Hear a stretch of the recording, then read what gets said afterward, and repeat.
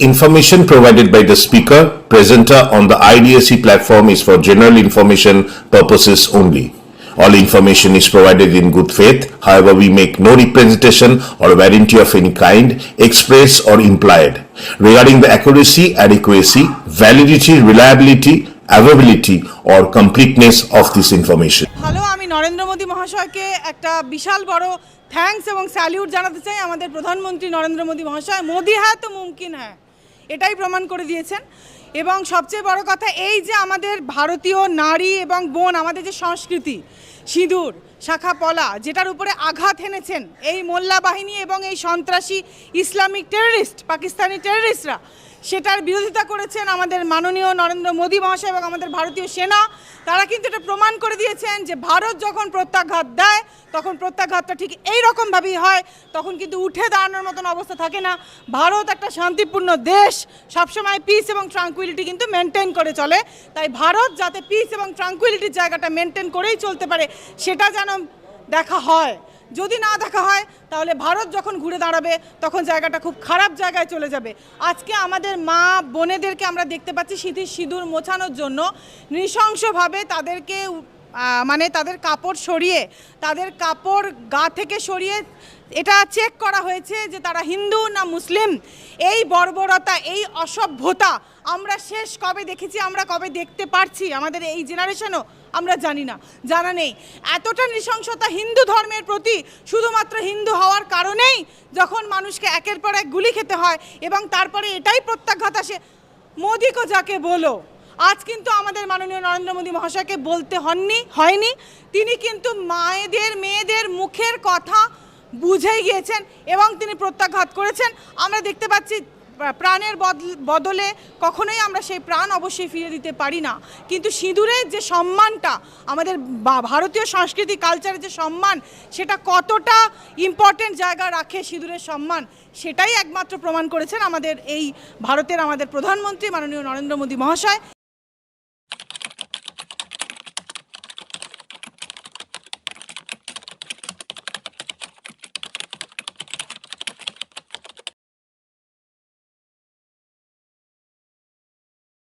আমাকে আমাদের রাজ্যের নেতা মাননীয় অমিতাভ চক্রবর্তী মহাশয় আমাকে 3 কোটি টাকার কাছাকাছি, মানে মিনিমাম কমপক্ষে 3 কোটি টাকা আমাকে পেমেন্ট করতে হবে to secure a ticket from BJP, মানে বঙ্গ বিজেপি। দেখুন, এটা একটা ওয়েল রেজিমেন্টেড পার্টি, এটা বলেই আমি জানতাম যে ওয়েল রেজিমেন্টের কথাটা এরা বলে, তারা 3 কোটি টাকা মিনিমাম চাইছে আজকে। ইভেন শুধুমাত্র তাই নয়, মহিলাদের সঙ্গে সম্ভোগের মতন ঘটনা বারে বারে। তুমি যদি টাকা দিতে না পারো তাহলে তোমাকে বিছানায় যেতে হবে কিছু শ্রেণীর নেতাদের। এবং আমি তো একজন আইনজীবী, আইনের ছাত্রী হিসাবে কোনো মহিলার নাম আমি আইনত যেহেতু বলতে পারি না, আইনত একটা লিগাল বার থেকেই যায়, না হলে আমি ডেফিনেটলি সেটা আপনার সঙ্গে শেয়ার করতাম। আমাদের সিপিএম থেকে আসা কিছু কর্মী, মানে মহিলা আর কি, তারা বিবাহিতা, 7 থেকে 8 মাস খুব বড়জোর তারা এই দলে এসছেন।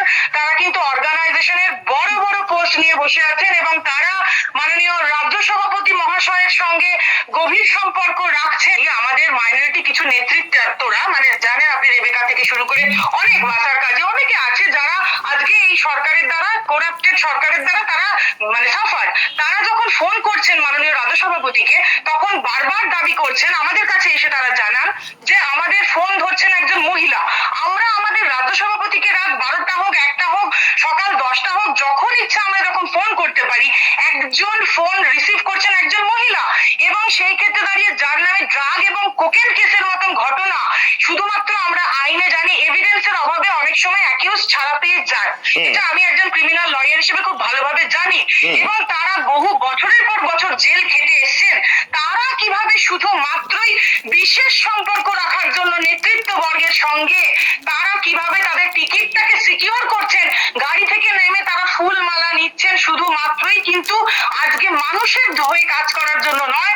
কিন্তু আজকে যারা কংগ্রেস থেকে আসছেন, এই ভারতীয় জনতা পার্টিতে 2 দিন হলো কংগ্রেস থেকে এলেন, সিপিএম থেকে এলেন, যাদের তৃণমূল থেকে এলেন, যাদের কোনো ওয়েল রেজিমেন্টেশনের ব্যাপারই থাকছে না, তারা কিভাবে আজকে দাঁড়িয়ে সিকিউর করছেন টিকিট, কর্মীদের রক্তের উপর দাঁড়িয়ে, লাশ ইতিহাস বানিয়েছেন যে শুভেন্দু অধিকারী মহাশয়, আজকে কি বড় বড় আপনি বলুন, আজকে সেই শুভেন্দু অধিকারী আজকে আমাদের এলওপি কেন নারদা কেছে তাকে টাকা নিতে দেখা গেল বলে আজকে হিন্দুত্বের নামে হিন্দুত্বের বলি করে।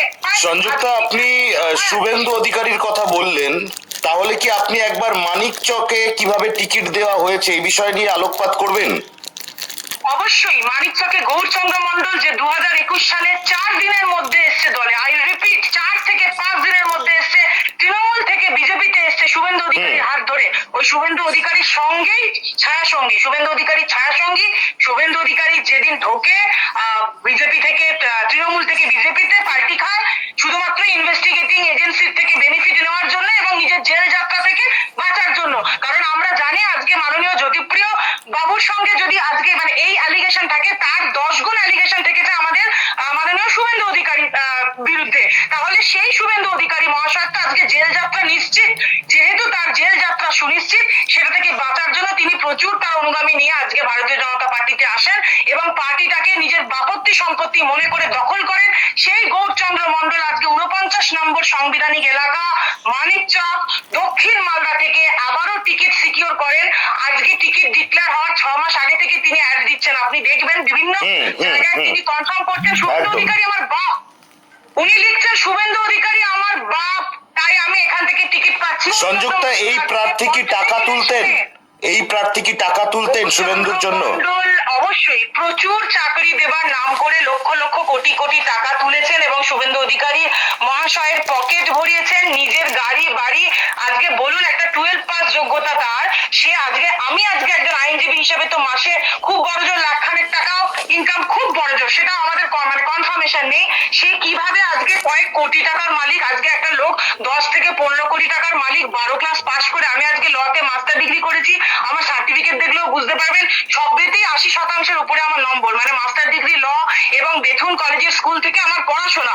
তাহলে আপনি বলুন যে গৌরচন্দ্র মন্ডল আজকের দিনে দাঁড়িয়ে বিজেপির কর্মীদের লাশের উপর দাঁড়িয়ে, আই রিপিট বিজেপি কর্মীদের রক্ত ঝরিয়ে বিজেপি কর্মীদের লাশের উপর দাঁড়িয়ে ভারতীয় জনতা পার্টিকে আজকে পঞ্চায়েত নির্বাচনে হারিয়েছিল এবং তৃণমূল কংগ্রেসকে জিতিয়েছিল, সে তখন যাদের তৃণমূল নেতা ছিল, সেই গৌরচন্দ্র মন্ডল আজকের দিনে দাঁড়িয়ে ভারতীয় জনতা পার্টি থেকে প্রতিনিধিত্ব করছে।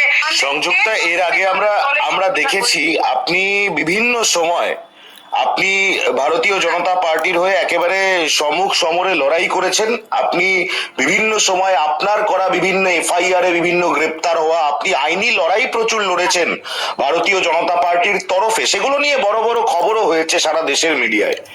আমি বলছি সেই ভারতীয় জনতা পার্টির লয়ালিস্ট সংযুক্তা সামন্ত অ্যাডভোকেট, তিনি আজকের দিনে সরাসরি যে কথাগুলো বললেন, আমি 1, 2, 3 করে আরেকবার ধরিয়ে দিই। একটা বড় কথা আপনি বললেন, আপনার কাছ থেকে অমিতাভ চক্রবর্তী 3 কোটি টাকার বেশি চেয়েছে টিকিট দেওয়ার জন্য। একদম একদম। আপনি বললেন শ্রমিক ভট্টাচার্যের কথা, রাজ্য সভাপতি বললেন, অর্থাৎ শ্রমিক ভট্টাচার্যকে ফোন করলে দিবারাত্র পরিচিত অপরিচিত মহিলারা সেই ফোন ধরছেন এবং শ্রমিক ভট্টাচার্য শুধুমাত্র এরকম ফিজিক্যাল বা আমি টার্মটা ব্যবহারই করছি সেক্সুয়াল ফেভার্স এর বিনিময়ে একদম প্রেফার করছেন।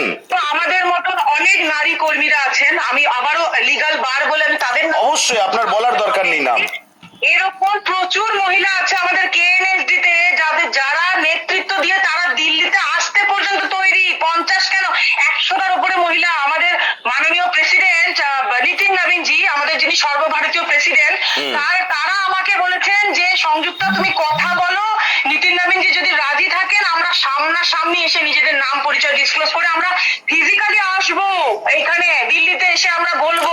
এর আগেও বারবার এই ধরনের অভিযোগ উঠেছে সংযুক্তা, এর আগেও বারবার আমার চ্যানেলেও একাধিকবার এই নিয়ে এক্সপোজ হয়েছে। আপনি আজকে সেই এক্সপোজে অধিকারীর জন্য এই দলটা করি না। প্রথম কথা, আমরা কোন নেতৃত্বের সঙ্গে আমরা রাজ্য সভাপতির বিছানায় যাব বলে ভারতীয় জনতা পার্টিটা করিনি। আজকে রাস্তায় বসে আমরা আন্দোলন করেছি দিনের পর দিন, আপনি দেখতে পারবেন যেখানে 100টা পুরুষ সেখানে একটা মহিলা, একা সংযুক্তা সামন্ত, কোনো মহিলা নেই সেইখানে, রাত 12টা একটা।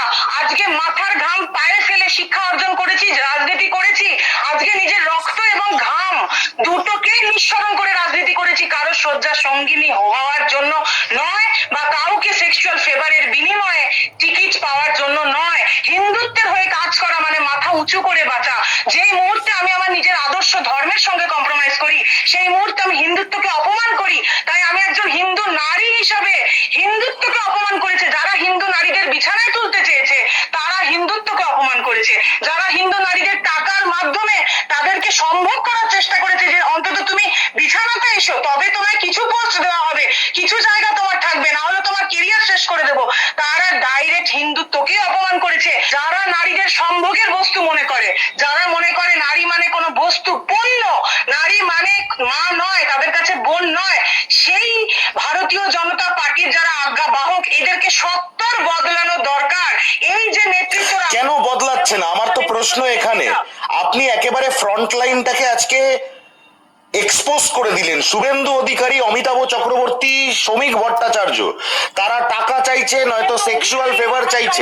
ইভেন শুধু তাই নয়, আজকে মাননীয় শ্রমিক ভট্টাচার্য মহাশয় আজকে কেন শুভেন্দু অধিকারীর সঙ্গে সেট আপ হয়েছেন এই কারণে, কারণ তার এমন কিছু আজকে ব্ল্যাকমেলিং ভিডিও বা বুঝতে পারছেন এমন তাদের যা ডার্ক পাস্ট, সেই ডার্ক পাস্টটা যদি আজকে শুভেন্দু অধিকারী এক্সপোজ করেন, তাহলে শ্রমিক ভট্টাচার্য মহাশয় অনেক। এটা আপনি আন্দাজের ভিত্তিতে বলছেন না, আপনি একদম সঠিক জেনে বলছেন? আমি একজন ভারতীয় জনতা পার্টির একজন কর্মী হয়ে আজকে আমাদের কর্মী বৃন্দদের মধ্যে আমরা যখন পাগলের মতন আজকে আমরা ছুটছি, আজকে 1 সেকেন্ড 2 সেকেন্ড অন্তত আমাদের রাজ্য সভাপতি আমাদের কথা শুনবেন বলে বা কথা বলবেন বলে, সেই সময় দাঁড়িয়ে আজকে তার সেক্সুয়াল ফেভার ছাড়া আর তার কোনো নিড নেই, সেটা যদি আপনি না দেন, তিনি আপনার ব্যাপারে ইন্টারেস্টেড নন, তিনি আপনার সঙ্গে কথা বলতে ইন্টারেস্টেড নন। এটা আমাকে নিজে বলা হয়েছে আজকে 3 কোটি টাকা চাওয়ার কথা। আজকে আমি নিজে শিকার আজকে যে এই সেক্সুয়াল ভায়োলেন্সের। আপনি যদি নির্ভীক উত্তরে যারা আপনাকে সরাসরি শুনছেন তাদের জ্ঞাতার্থে আপনি যদি একটুখানি প্যারাফ্রেজ করেন, আরো একবার একটু বলেন যে এই টাকা চাওয়া এবং তার পরবর্তীতে সেক্সুয়াল ফেভার আপনার থেকে চাওয়া, কি হয়েছিল ঘটনাটা এবং কিভাবে কি বলা হয়েছিল আপনাকে? দেখুন, অমিতাভ চক্রবর্তী মহাশয় আপনারা জানেন তিনি সাংগঠনিক পোস্টে রয়েছেন। তিনি এরকম শুধু আমার থেকে নয়, এরকম প্রচুর কর্মী আজকে এসে বলবেন, যদি তাদের সেই সাহস থাকে, যে টাকা কিন্তু চাওয়া হয়েছে। কতটা চাওয়া হয়েছে? খুব কম সিট, হারা সিটের জন্য হয়তো শুনেছি 20-25 লাখ টাকাতেও এরকম বিক্রি হচ্ছে। আপনি শুধু আপনার ঘটনাটা বলুন, আমি জানতে চাইছি আপনার সঙ্গে কি হয়েছে। 3 কোটি টাকা আমাকে এটাই বলা হয়েছে যে তোমার তো জমিদার ফ্যামিলির মেয়ে, আমি জানি না তারা আমার ফ্যামিলির ব্যাপারে কি করে ওয়াকিবহাল হয়েছেন বা জেনেছেন, তোমার জন্য এই টাকাটা এমন কিছু বড় ব্যাপার না, এটা পার্টি ফান্ডে থাকবে। এটা যদি তুমি আজকে আমাদেরকে দাও, তাহলে সেটা পার্টি ফান্ডে থাকবে, তো সেই অনুযায়ী তোমার সেখান থেকে টিকিটটা হয়ে যাবে। এবার আমি যখন পরবর্তীকালেও এটা আমি টাকা দেওয়ার প্রথমত চেষ্টা করিনি, আমি কোনো টাকা দেওয়ারই চেষ্টা করি না, আমি সংবিধানের ছাত্র, আমি টাকা দিয়ে টিকিট কিনবো কেন? আমি 1 পয়সা কাউকে দিইনি। আমি এটাই বলি যে স্যার আমার পক্ষে এটা সম্ভব নয়। এখন দেখুন, আমার তো এই টাকা রোজগার নয়, বাবাকে আমাকে তাহলে চাইতে হবে। আমার বাবা যদি আমাকে সেভাবে কোনো জায়গায় সাহায্য না করেন, টাকা তো আমার বাবার টাকা, আমার তো নিজস্ব কোনো অর্থনৈতিক সেরকম জায়গা নেই, আমি কি করে করব? তো ঠিক আছে, পরে এসো, আমি পরে কথা বলছি। আর আমি এই ব্যাপারে যা বলার বলে দিয়েছি। এটা অমিতাভ আপনাকে বলছে? এটা অমিতাভ আপনাকে বলছে? অমিতাভ বাবু, হ্যাঁ, অমিতাভ বাবু, একদম। তারপরে সেটা সেক্সুয়াল ফেভারে গেল কি করে? শ্রমিক ভট্টাচার্যের সেক্সুয়াল ফেভারটা এলো কি করে? আজকে ওনার যে এই যে ওনার দিল্লিতে ওনার যে এমপি হাউস, সেখানে কিন্তু আমি আমার দলবল নিয়ে আমি কখনোই, কারণ এইটুকু আমার মানে আপনি শ্রমিকের এমপি বাংলোর কথা বলছেন? এমপি বাংলায় একদম তাই। আমি এবং আমার যারা দলবল, মানে আমাদের সাঙ্গপাঙ্গ, আমাদের ভারতীয় জনতা পার্টিরই সাঙ্গপাঙ্গ, আমি তাদের নাম ডিসক্লোজ করছি না, আমরা সবাই মিলে তাকে 4 মাস আগে আমরা গিয়েছিলাম, মানে ওনাকে যেহেতু পাওয়া যায় না, আমরা ধরতে গিয়েছিলাম, অকপট বলতে পারেন, এবং তাকে গিয়ে আমরা তার সাংগঠনিক ব্যাপারে যে এই অদক্ষতাগুলো রয়েছে, এই ত্রুটিগুলো রয়েছে, শুভেন্দু অধিকারী বাবু যেভাবে টিকিট বিক্রি করছেন এবং তিনি যে ভারতীয় জনতা পার্টিটাকে পুরোপুরিভাবে শেষ করে দিচ্ছেন। এটা কতদিন আগে? আজ থেকে শিক্ষিত লোক, এটা ধরুন নভেম্বর মাসের কথা বলছি। নভেম্বর মাস, আচ্ছা। তারপর কি হলো? তারপর আমরা সবাই মিলে গিয়ে ধরি ওনাকে, দাদাকে, এবং উনি প্রথমে ইন্টারেস্টেড ছিলেন, কারণ মানে ব্যাপারটা জানার সম্বন্ধে। তারপর থেকেই হঠাৎ করে এই যে ডিসেম্বরের পর থেকে তিনি সেক্সুয়ালি বিভিন্ন মহিলাদের, মানে যখনই কথা বলতে যাওয়া হয় যে ঠিক আছে বাড়িতে এসো, মানে এই ধরনের কথা। বাড়িতে অর্থাৎ কি সল্টলেকের বাড়ির কথা বলছেন? আমি ওনার বাড়িতে, সল্টলেকের বাড়ির কথাই বলছেন, আমি ওনার বাড়িতে দাদা কোনোদিন যাইনি, সল্টলেক বাড়ি আমি চিনিও না। আমি পার্টি অফিসের কথাই বলছি, পার্টি অফিসে আমরা ধরুন যে কথাটা মহিলারা গ্যাং অফ মহিলা, আমি সবসময় গ্যাং অফ মহিলার মধ্যেই থাকি, কারণ খোলাখুলি বলছি শ্রমিক ভট্টাচার্য মহাশয়কে প্রতি আমি খুব ইনকনফিডেন্ট। কারণ একটা ব্যাপার, আপনি থাকবেন বড় বড় যারা নেতা থাকে তাদের যখন আপনি রিজেক্ট করবেন বা রিজেকশন দেবেন, তখন কি করবে তারা, এটা তো আপনি দলের বাইরে বলতে পারবেন না, তখন তারা আপনার কেরিয়ারটাকে হেকেল করে দেবে, মানে সেই জায়গাটা তারা রিভেঞ্জ নেবে যে আচ্ছা তুমি আমাকে রিজেক্ট করলে, তুমি এত বড়, মানে এটা একটা বড় নেতাদের এই ব্যাপারটা প্রচলনটা এটা কেন বঙ্গ বিজেপিতে তৈরি হয়েছে আমি জানি না। আপনি কতটা আঘাত পেয়েছিলেন যে রাজ্য সভাপতি শ্রমিক ভট্টাচার্য বলছেন যে তার বিছানায় যেতে হবে, তার সঙ্গে একা তার বাড়িতে দেখা করতে হবে, না হলে কথা শুনবেন না? কতটা আঘাত পেয়েছিলেন? আঘাত পেয়েছি দাদা, খুবই আঘাত পেয়েছিলাম, আজকের দিনেও আঘাত প্রাপ্ত অবস্থাতেই রয়েছি। আমরা ভারতীয় জনতা পার্টির লয়ালিস্ট কর্মীরা আজকের দিনে দাঁড়িয়েও আমার মতো লক্ষ লক্ষ কর্মী আছে যারা আজকে পার্টি অফিসে তালা ঝুলিয়ে দিচ্ছে, যারা আজকে তাদের অভিযোগটা জানাচ্ছে, হাউ হাউ করে কাঁদছে, পায়ে ধরছে। রাজ্য সভাপতির মেজাজ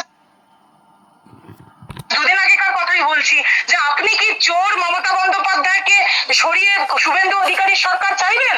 আমি উত্তরটা এটাই দিয়েছি যে আমি ধর্ষক শুভেন্দু অধিকারীকে চাইবো না। শুভেন্দু চোর, শুভেন্দু কোরাপ্ট, শুভেন্দু ডাকাত, এরকম নানা রকম অভিযোগ আমরা ইতিপূর্বে শুনেছি। ও সম্পূর্ণভাবে একটি কোরাপ্ট লোক, কিন্তু আপনি এক জায়গায় কোট একদম করছি আপনাকে, আপনি বললেন ধর্ষক শুভেন্দু অধিকারী, এর কিন্তু লিগ্যাল ইমপ্লিকেশন হবে, আপনি ডিফেন্ড করতে পারবেন?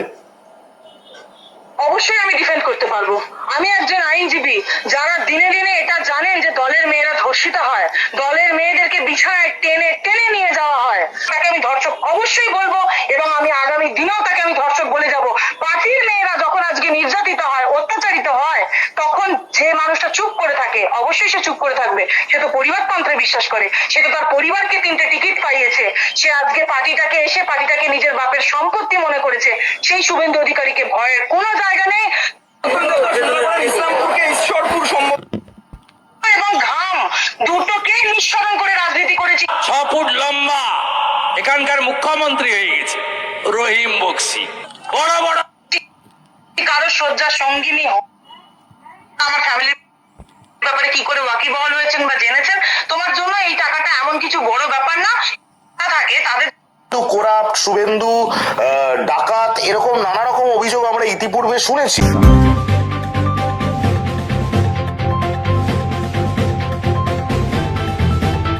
রংহীন সংবাদ আর অজানা তথ্যের জন্য দেখুন দিগদর্শন, 10-এর পাশে, দেশের সাথে।